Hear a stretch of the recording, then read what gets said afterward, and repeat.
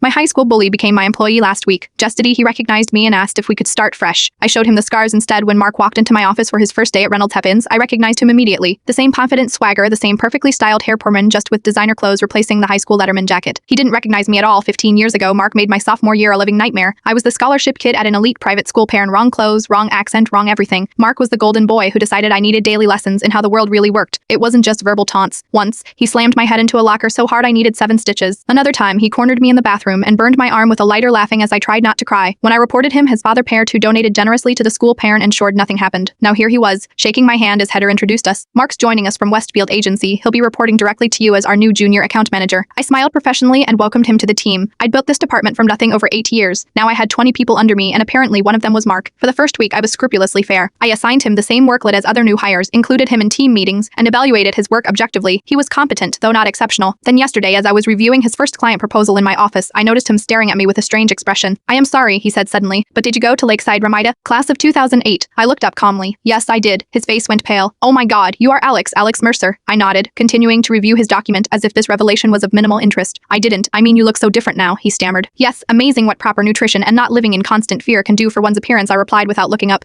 He shifted uncomfortably. Listen, I know I was a real jerk in high school. Quit do stupid things, you know. I'd really like to start fresh. Maybe grab a beer after work. I finally put down his proposal and looked him directly in the eyes. Without speaking, I rolled up my left sleeve to reveal the small circular scar tissue from his lighter. Then I parted my hair to show the jagged line near my temple. I don't drink with people who've sent me to the emergency room, Mark. His face flushed red. That was 15 years ago. I was a kid. Are you seriously going to hold that against me now, in a professional environment? I'm not holding anything against you, I said, handing back his proposal with my notes. Your work is adequate. You'll be evaluated on your performance just like everyone else. But don't mistake professional courtesy for forgiveness or amnesia. As he stood to leave, visibly shaken, I added, and Mark, the Donovan pitch you are working on part. The client's daughter has severe anxiety from being bullied throughout middle school. Maybe keep that in mind while developing your youth confidence campaign. This morning, I arrived to find a handwritten letter on my desk. It was a genuine 3-page apology detailing everything he remembered doing to me and others, acknowledging the privilege that had protected him from consequences and requesting no favors to Mark, just a chance to prove people can change. I haven't decided if I believe him yet, but I do know this. Sometimes the real world hits hardest not through revenge, but through having to face who you once were while standing before who your victim became.